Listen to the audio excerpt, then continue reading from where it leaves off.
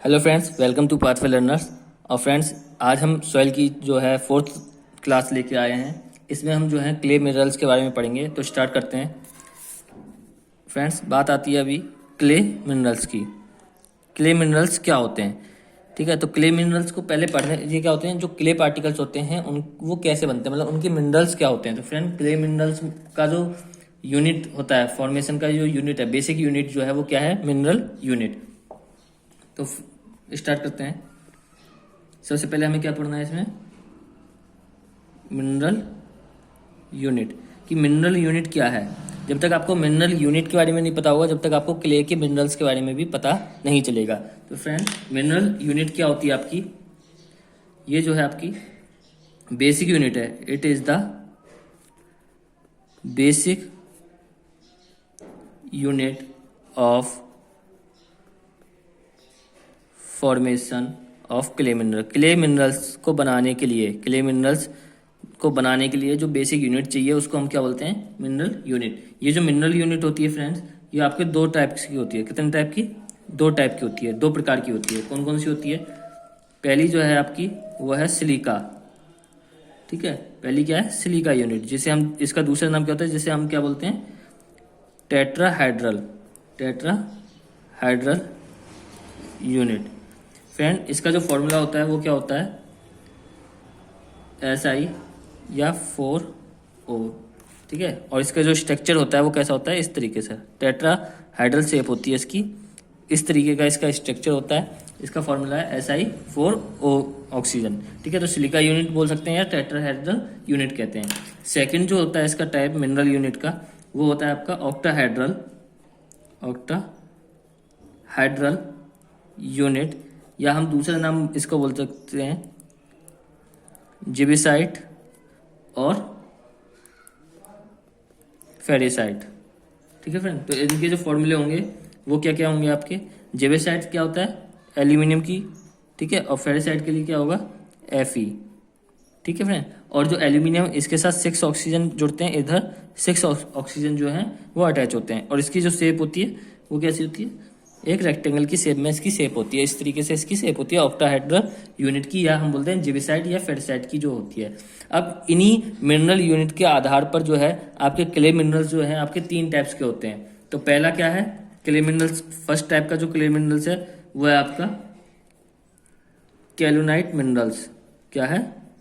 कैलोनाइट minerals.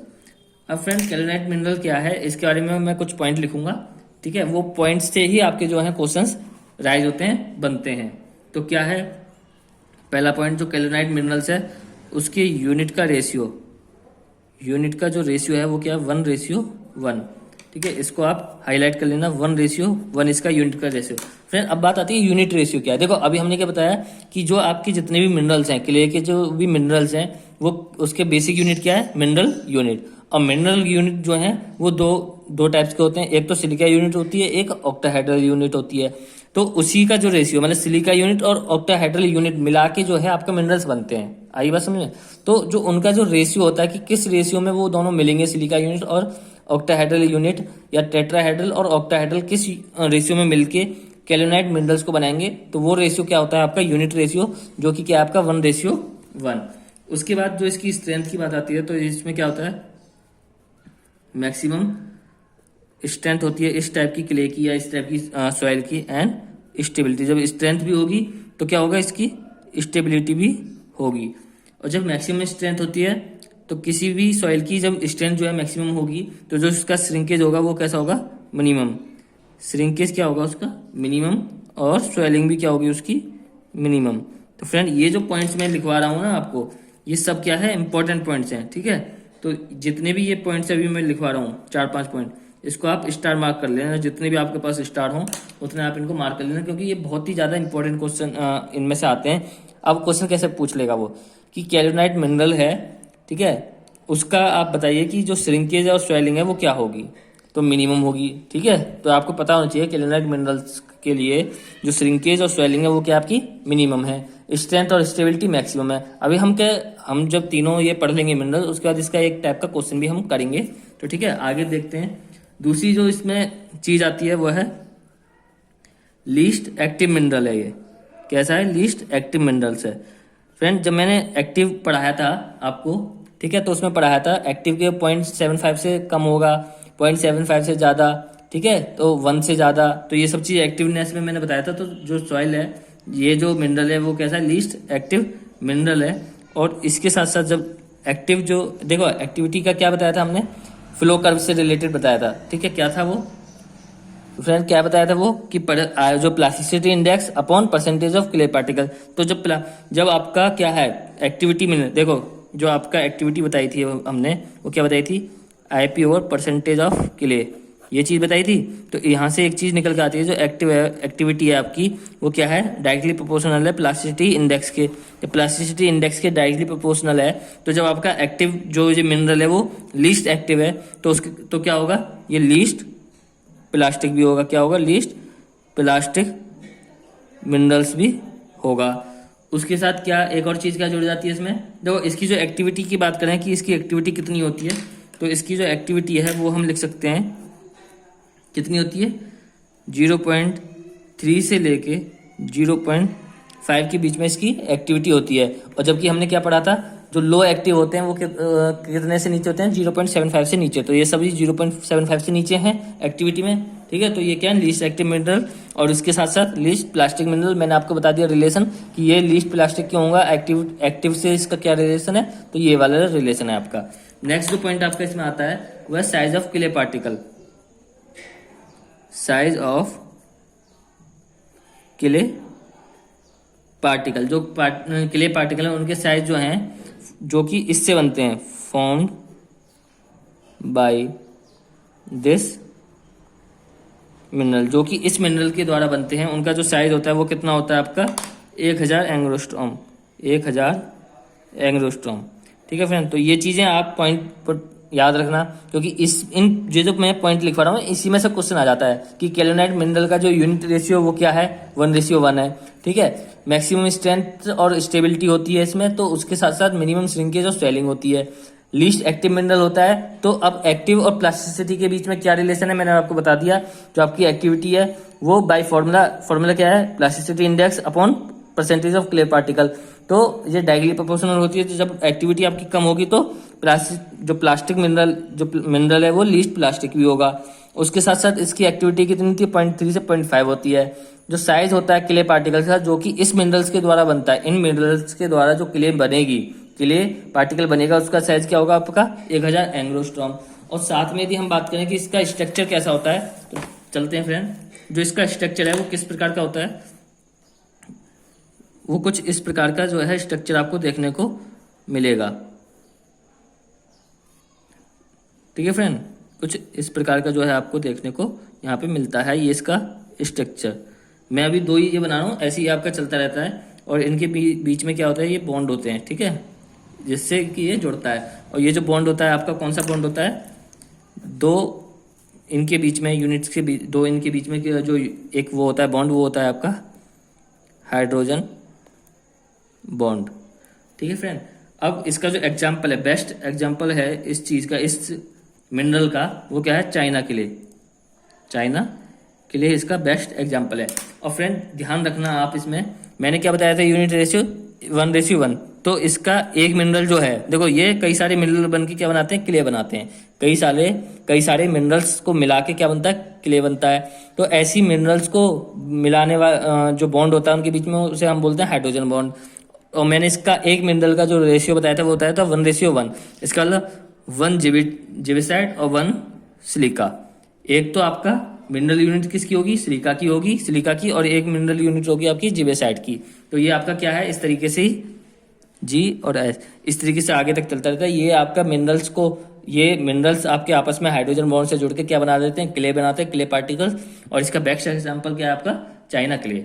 Next जो आता है आपका फ्रेंड, जो सेकंड मिनरल आता है वो आता है आपका मोंट मोरिलोनाइट, ठीक है फ्रेंड। इनके नाम थोड़े से अजीब से हैं, आप याद रख लेना, मोंट मोरिलोनाइट मिनरल्स। तो फ्रेंड ये इसके भी कुछ पॉइंट्स हैं, वो मैं आपको लिखवा दे रहा हूँ। इसका जो यूनिट रेशियो वो कितना है फ्रेंड, 2:1। रेशियो क्या है इसका, 2:1। नेक्स्ट चीज क्या है, इसका जो स्ट्रेंथ और स्टेबिलिटी की बात करें तो ये मिनिमम है, मिनिमम स्टेबिलिटी एंड स्ट्रेंथ। और जब स्टेबिलिटी और स्ट्रेंथ कम होती है तो जो श्रिंकेज और स्वेलिंग है वो क्या हो जाएगी आपकी मैक्सिमम। तो मैक्सिमम श्रिंकेज एंड स्वेलिंग दोनों चीज इसमें मैक्सिमम हो जाएंगी ये चीजें। और जब आपकी स्वेलिंग और श्रिंकेज आपकी क्या है मैक्सिमम है तो इसका मतलब क्या है, ये हाईली एक्टिव मटेरियल है, हाईली एक्टिव मिनरल। और अभी मैंने आपको रिलेशन बताया था, जो एक्टिविटी है वो डायरेक्टली प्रोपोर्शनल होती है प्लास्टिसिटी इंडेक्स के, तो ये क्या है हाईली प्लास्टिक मिनरल भी होगा। अब बात आती है फ्रेंड इसकी जो एक्टिविटी है वो कितनी है, ठीक है। तो जो इसकी एक्टिविटी है वो कितनी है 1 से 7 के बीच में। और फ्रेंड मैंने क्या बताया था आपको 1.25 से ज़्यादा यदि किसी की एक्टिविटी आती है तो वो क्या होता है आपका हाईली एक्टिव मिनरल या मटेरियल होता है। तो ये क्या है आपका हाईली एक्टिव मिनरल है, क्योंकि इसकी एक्टिविटी क्या है 1 से 7 के बीच में है। नेक्स्ट जो पॉइंट है वो मैंने बता चुका हूँ, हाईली, जब ये हाईली एक्टिव होगा तो हाईली प्लास्टिक मिनरल भी होगा, हाईली प्लास्टिक मिनरल। और इसका जो लास्ट पॉइंट है वो क्या है इसका साइज को लेके, तो size of clay particle, clay particle का साइज जो कि इससे बनेगा फॉर्म्ड बाय दिस मिनरल क्या होगा फ्रेंड, इसका जो साइज होगा वो होगा आपका 30 एंग्स्ट्रॉम, 30 एंग्स्ट्रॉम, ठीक है फ्रेंड। तो ये साइज में तो क्या होता है छोटा होता है, ये ध्यान रखना आप, ठीक है। अभी हम बताएंगे कैसे कैसे होता है, तो साइज के अनुसार हम चलेंगे, उससे मैं आपको सब चीज पार्टिकल्स का साइज के हिसाब से हम चलेंगे, एक क्वेश्चन हम देंगे उससे आपको पता चल जाएगा। अभी फिलहाल आप याद रखो 30 एंग्स्ट्रॉम इसका साइज होता है। अब बात आती है इसका जो स्ट्रक्चर होता है वो कैसा होता है। तो फ्रेंड अभी मैंने आपको क्या बताया, इसका रेशियो बताया, रेशियो क्या होता है 2:1। अब तो 2:1 में कि कैसे इसका स्ट्रक्चर बनता है वो हम देखते हैं।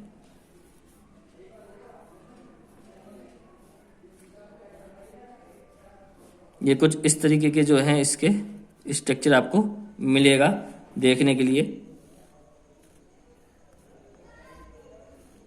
और इससे आप समझ गए होंगे कि इसमें 2 यूनिट किसकी हैं और 1 यूनिट किसकी है, क्योंकि मैंने आपको पहले ही ये टॉपिक पढ़ाने से पहले ही स्टार्टिंग में मैंने आपको इनकी सब शेप बता दी थी। तो ये किसकी होती है टेट्राहेड्रल शेप, मतलब कि एस मतलब सिलिका, ये जीविटेस, ठीक है, ये एस मतलब सिलिका, फिर सेम ऐसे ही चलेगा, ठीक है। और इनके बीच में भी क्या होता है 2 मिनरल्स को जोड़ने के लिए क्या होते हैं यहाँ पे बॉन्ड होता है, और इस बॉन्ड को हम क्या बोलते हैं वाटर मॉलिक्यूल बॉन्ड, ठीक है फ्रेंड। तो और इसका सबसे बेस्ट एग्जांपल जो है, इसका बेस्ट एग्जांपल जो है वो क्या है आपका black cotton soil, black cotton soil. देखो ब्लैक कॉटन सॉइल का आप इस मिनरल के सभी ये जो पॉइंट मैंने लिखवाए वो सब ब्लैक कॉटन सॉइल को फुलफिल करेंगे। कैसे, देखो maximum minimum stability and strength, तो ब्लैक कॉटन सॉइल की स्ट्रेंथ और स्टेबिलिटी दोनों मिनिमम होते हैं। उसमें श्रिंकेज और स्वेलिंग की मात्रा बहुत ज्यादा होती है, जैसे उसमें पानी आता है तो वो एकदम फूल जाती है, स्वेल हो जाती है, और श्रिंक भी उतनी जल्दी होती है, तो मैक्सिमम श्रिंकेज एंड स्वेलिंग होती है। इसकी एक्टिविटी जो होती है वो ज्यादा होती है, तो हाईली एक्टिव होता है, जो हाईली प्लास्टिक भी होता है। तो आपके सभी पॉइंट जो है इसको मैच करेंगे, तो ठीक है। तो इसका जो बेस्ट एग्जाम्पल है वो है ब्लैक कॉटन सॉइल। अब फ्रेंड नेक्स्ट जो अब और लास्ट जो मिनरल बचता है वो आपका वो है इलाइट मिनरल। फ्रेंड जितने भी ये मैं मिनरल्स आपको पढ़ा रहा हूँ ना, ये सभी मिनरल्स जो हैं सॉइल को बनाने में यूज आते हैं, मतलब जो क्ले बनती है ना वो इन्हीं मिनरल्स को कंबाइन करके क्ले के पार्टिकल्स बनते हैं, और उन्हीं क्ले पार्टिकल्स के बीच में बॉन्ड आता है, और उसी बॉन्ड से वो क्ले पार्टिकल्स मतलब मिट्टी के रूप या क्ले का रूप लेते हैं। अब जो तीसरा है आपका वो क्या है इलाइट, ELLITE इलाइट मिनरल। तो सेम फ्रेंड इसके भी कुछ पॉइंट्स हैं। पहला तो पॉइंट क्या होगा, इसका यूनिट रेशियो हमें पता होना चाहिए। तो इसका यूनिट रेशियो कितना होता है, इसका यूनिट रेशियो भी सेम 2:1 होता है, ठीक है। इसका भी यूनिट रेशियो कितना होता है आपका 2:1 होता है। उसके साथ साथ जो इसकी स्ट्रेंथ और स्टेबिलिटी की बात करें तो वो इंटरमीडिएट होता है, मतलब बीच का होता है, ना तो ज्यादा हाई होता है ना ज्यादा लो होता है। तो कैसा होता है इंटरमीडिएट स्ट्रेंथ एंड स्टेबिलिटी।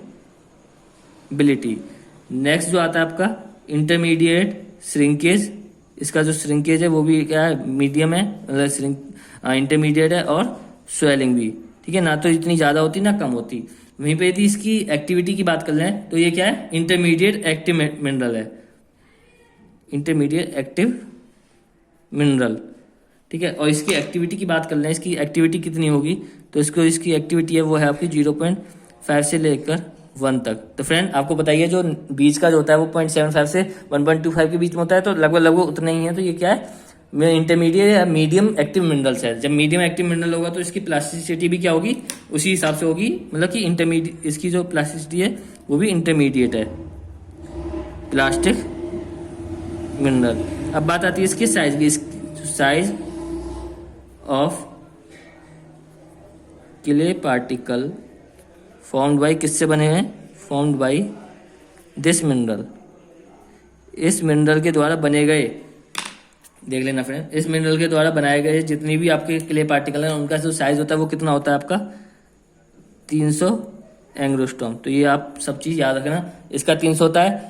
मोनोलाइट का कितना होता है आपका 30 एंग्स्ट्रॉम, और कैल्विनाइट का हमने बताया 1000 एंग्स्ट्रॉम। अब बात आती है इनके स्ट्रक्चर की, तो इसका स्ट्रक्चर भी लगभग सेम ही होता है, बस इसमें जो बॉन्ड होते हैं वो आपके चेंज हो जाते हैं, मतलब दो मिनरल्स के बीच के जो बॉन्ड होते हैं वो चेंज हो जाते हैं। कैसे, अभी दिखाते हैं।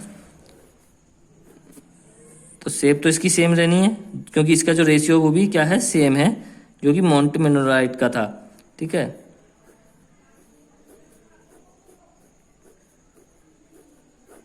तो कुछ इस तरह की शेप होगी आपकी, ठीक है। यहाँ पे क्या होगा आपका सिलिका, ये जेबेसाइट, सिलिका, सिलिका, जेबेसाइट, सिलिका, इनके बीच में आपका बॉन्ड होते हैं। और ये जो बॉन्ड होते हैं आपके, ये कौन से होते हैं, कैटायन बॉन्ड। कैसे बॉन्ड होते हैं आपके, कैटायन बॉन्ड।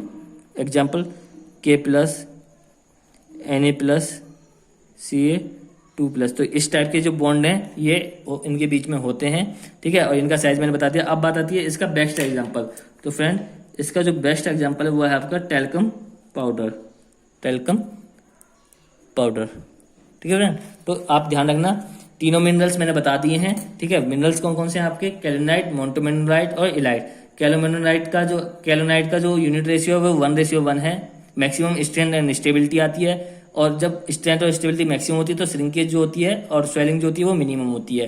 एक्टिविटी जो है उसकी 0.3 से 0.5 है, तो उसके इसलिए वो लीस्ट एक्टिव मिनरल है। लीस्ट एक्टिव होने के साथ साथ वो लीस्ट प्लास्टिक है। क्यों, क्योंकि एक्टिविटी ऑफ द सॉइल जो है वो डायरेक्टली प्रोपोर्शनल होती है, activity of the clay is directly proportional to the plasticity index, ठीक है फ्रेंड। उसका साइज जो है उसका 1000 है, ठीक है। और उसका जो बेस्ट एग्जांपल वो है चाइना क्ले। अब दूसरा जो था मोनोलाइट मिनरल था, उसका यूनिट रेशियो जो था वो 2:1 था। मिनिमम स्ट्रेंथ एंड स्टेबिलिटी और मैक्सिमम श्रिंकेज एंड स्वेलिंग। और हाईली एक्टिव मिनरल था, उसकी एक्टिविटी जो थी वो 1 से 7 थी। और जब हाईली एक्टिव है directly proportional to plasticity index, so highly plastic mineral भी है। उसका जो साइज है वो 30 एंग्स्ट्रॉम, और बेस्ट एग्जाम्पल उसका ब्लैक कॉटन सॉइल। तीसरा जो मिनरल है आपका इलाइट मिनरल है, इसका यूनिट रेशियो भी मोनोलाइट मिनरल्स के बराबर है, सेम है 2:1। इंटरमीडिएट स्ट्रेंथ एंड स्वेलिंग, तो इंटरमीडिएट श्रिंकेज एंड स्वेलिंग। और इसमें भी इंटरमीडिएट एक्टिव मिनरल, इसकी जो एक्टिविटी है वो 0.5 से 1 है। और प्लास्टिक मिनरल है वो भी इंटरमीडिएट टाइप है, और इसका जो साइज है वो 300 एंग्स्ट्रॉम है। बेस्ट एग्जाम्पल इसका टैल्कम पाउडर है। अब फ्रेंड मैं आपको क्वेश्चन देता हूँ, वीडियो को पॉज करके आप पहले उस क्वेश्चन को खुद करने की कोशिश करना, फिर मैं आपको उसका आंसर बताऊंगा कैसे होगा। तो क्वेश्चन क्या है, arrange the following mineral in increasing order of particle size। तो आपको arrange the following mineral in increasing order of particle size, particle size के इंक्रीजिंग ऑर्डर के रूप में ये जो मैं आपको दे रहा हूं इनको अरेंज करना है, ठीक है। तो आपके किन किन को अरेंज करना है, इलाइट, कैल्विनाइट, सिलिका, मोनोलाइट। तो फ्रेंड इनको आप पार्टिकल के साइज के हिसाब से इंक्रीजिंग ऑर्डर में आपको इनको अरेंज करना है। तो वीडियो को पॉज करके इसका आंसर आप बताइए। उम्मीद है आपने ये कर लिया होगा। तो मैं बताता हूँ, सबसे छोटा जो साइज है इनमें वो किसका होगा, सिलिका का। किसका होगा, सिलिका का। उससे बड़ा साइज जो है मोनोलाइट, देखो मैंने सबके साइज बताए थे, तो मोंट मोरिलो का कितना साइज था, 30 एंग्स्ट्रॉम, ठीक है। आप बस इतना ध्यान रखना, सिलिका सबसे छोटा होता है, तो सिलिका तो सबसे छोटा होगा। उससे बड़ा क्या था, 30 एंग्स्ट्रॉम का मोंट मेनोलाइट। और इससे बड़ा साइज किसका था, आपका इलाइट का, ठीक है। इलाइट का कितना बताया था मैंने, 300 एंग्स्ट्रॉम।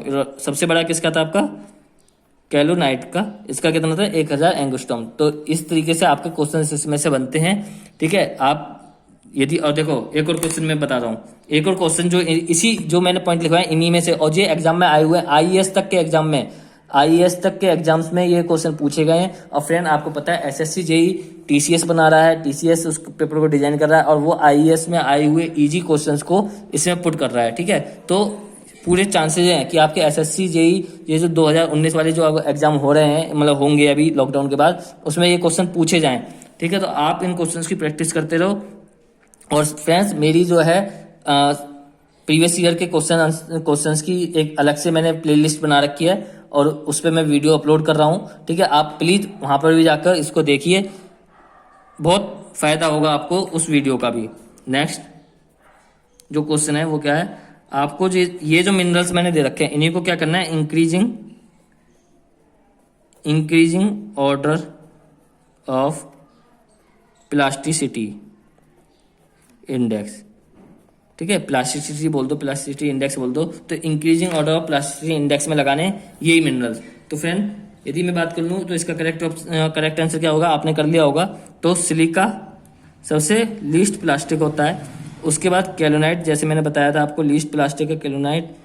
उसके बाद इंटरमीडिएट होता है आपका इलाइट मिनरल, और उसके बाद आपका हाईली प्लास्टिक कौन सा होता है, मोंट मोरिलाइट मिनरल, ठीक है फ्रेंड। तो ये आपका करेक्ट ऑर्डर होगा, इस तरीके से आपके ये चलते हैं। अब फ्रेंड बात आती है आपकी सॉइल स्ट्रक्चर की। अभी तो हमने क्ले के मिनरल्स पढ़ लिए कि क्ले जो है आपका कैसे बनता है, मिनरल से बनता है और मिनरल यूनिट से बनता है। उसकी बेसिक यूनिट क्या होती है, मिनरल यूनिट होती है। मिनरल यूनिट जो है वो दो टाइप की होती है, सिलिका यूनिट जिसे हम टेट्राहाइड्रल यूनिट भी बोलते हैं, और ऑक्टाहाइड्रल यूनिट। ये जो दोनों यूनिट हैं इनको मिला के आप अलग अलग रेशियो में हम 3 प्रकार के मिनरल्स बनते हैं, और उन मिनरल्स से आपका क्ले पार्टिकल्स बनते हैं, ठीक है। तीनों हमने पढ़ ली, उन पे जो क्वेश्चंस आते हैं वो भी हमने देख लिए। अब बात आती है आपकी किसकी, सॉइल स्ट्रक्चर की। जो अगला टॉपिक है आपका वो है सॉइल स्ट्रक्चर। सॉइल का जो स्ट्रक्चर है आपका वो कैसा है। तो फ्रेंड सॉइल का स्ट्रक्चर क्या है, मतलब कि ये वो अरेंजमेंट सॉइल के पार्टिकल्स का एक दूसरे के रेस्पेक्ट में जो अरेंजमेंट होता है उसी को हम क्या बोलते हैं, सॉइल स्ट्रक्चर कहते हैं। मतलब इसकी डेफिनेशन क्या बनेगी आपकी, the mode of arrangement of soil particles with respect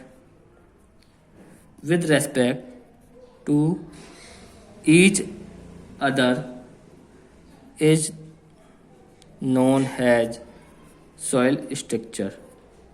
तो फ्रेंड जैसे मैंने आपको बताया था कि ये सॉइल पार्टिकल्स का एक दूसरे के रेस्पेक्ट में जो अरेंजमेंट होता है, मोड ऑफ अरेंजमेंट होता है, उसको क्या बोलते हैं हम, सॉइल स्ट्रक्चर कहते हैं। अब बात आती है आपकी कि ये सॉइल स्ट्रक्चर जो हैं वो किस पे डिपेंड करते हैं, मतलब क्या, तो जो सॉइल स्ट्रक्चर हैं वो आपके डिफरेंट टाइप के फोर्सेस पे डिपेंड करते हैं। और ये जो फोर्सेज हैं वो आपके 2 टाइप की फोर्सेज होती हैं जो कि सॉइल पार्टिकल्स के बीच में एक्ट करती हैं, ठीक है। तो क्या है फ्रेंड, जो इसका नेक्स्ट पॉइंट है कि सॉइल स्ट्रक्चर डिपेंड करता है, किस पे डिपेंड करता है, फोर्सेस पे, depend upon type of forces पे। और ये जो फोर्सेस होती हैं ये कितने टाइप की होती हैं, 2 टाइप की। तो there are 2 types of forces. तो कितने टाइप की फोर्सेस होती हैं फ्रेंड आपकी, 2 टाइप की। कितने टाइप की, 2 टाइप की फोर्सेस होती हैं, ठीक है। और ये जो फोर्सेस होती हैं वो कहाँ एक्ट करती हैं, ये एक्ट करती है सॉइल पार्टिकल्स के बीच में। दे में एक्ट ऑन सॉइल पार्टिकल्स। कौन कौन सी होती हैं, पहली आपकी ग्रेविटेशनल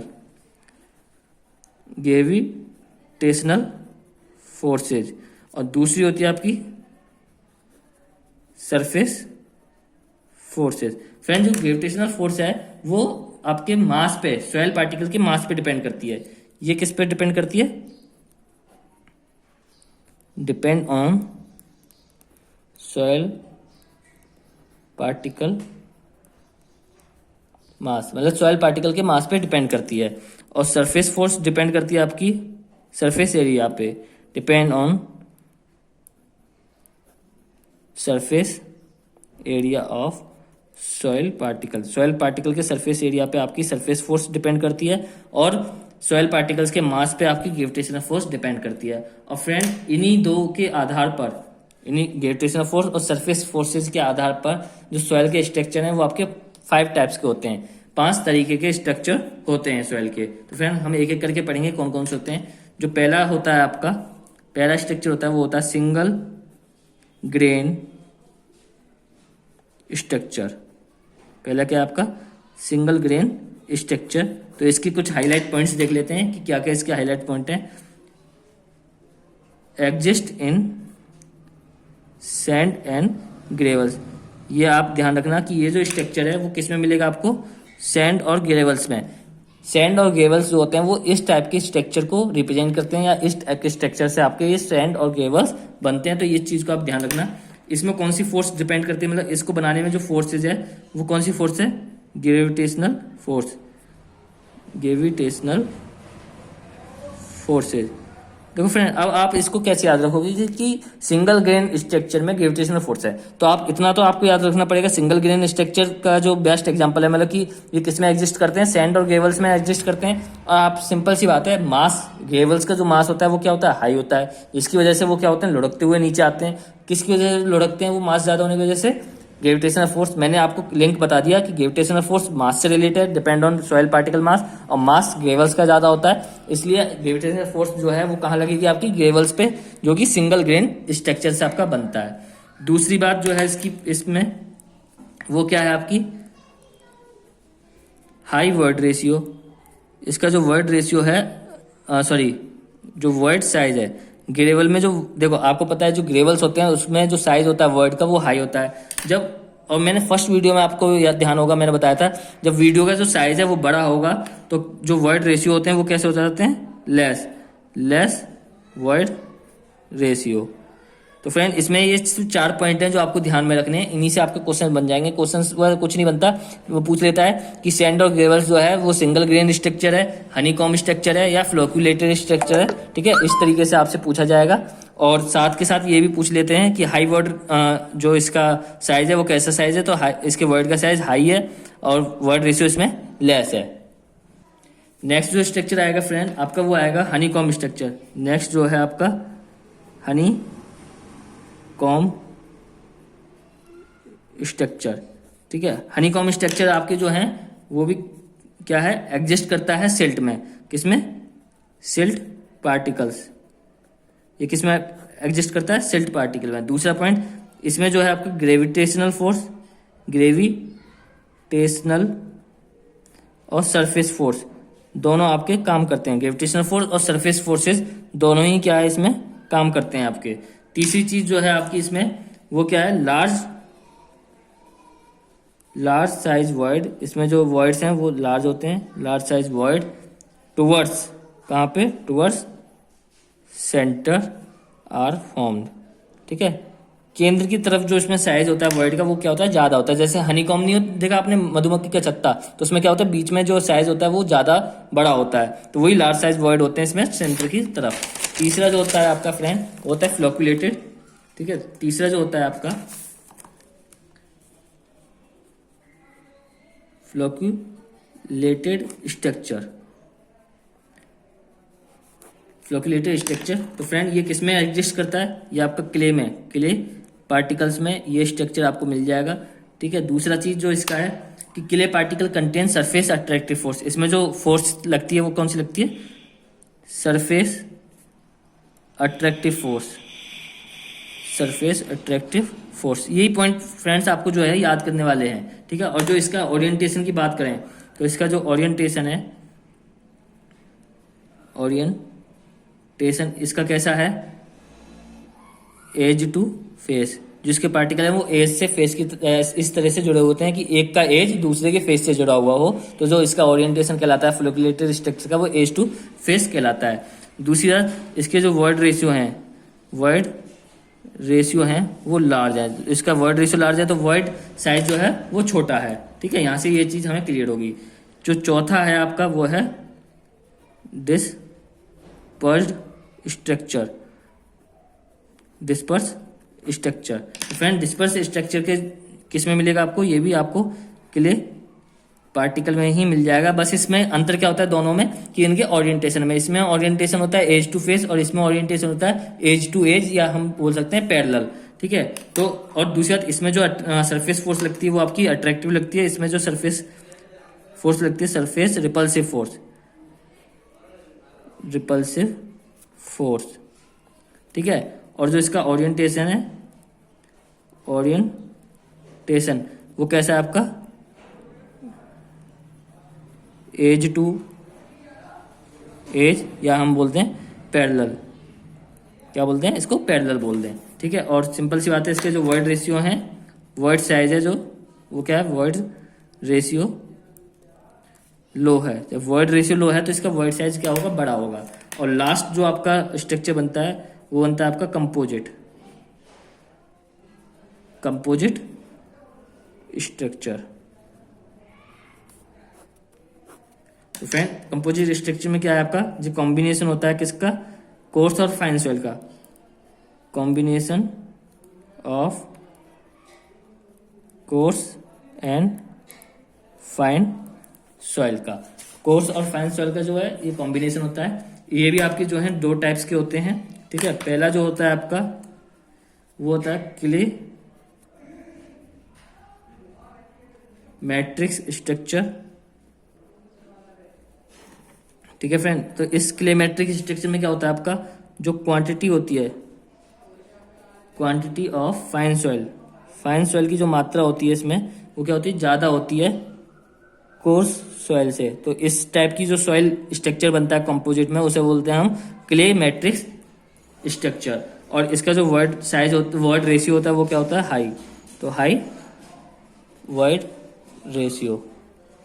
ठीक है फ्रेंड, और जो अगला पार्ट आता है इसमें वो होता है कोर्स ग्रेन्ड या मैट्रिक्स स्ट्रक्चर, कोर्स ग्रेन्ड या कोर्स मैट्रिक्स स्ट्रक्चर।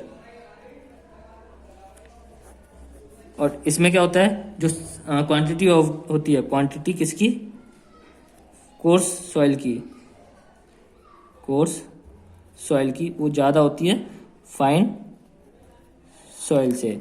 और इसके जो वॉइड रेशियो होते हैं वो कैसे होते हैं आपके, लो वॉइड रेशियो। तो फ्रेंड, मैं आशा करता हूँ कि आपको ये सब चीज़ें समझ में आ गई होंगी कि आपके सॉइल के स्ट्रक्चर और क्ले मिनरल्स कैसे होते हैं। ठीक है, तो यहाँ पे आपकी वीडियो समाप्त होती है। Composite structure, disperse structure, flocculator structure, ये सभी टाइप के स्ट्रक्चर मैंने समझा दिए हैं।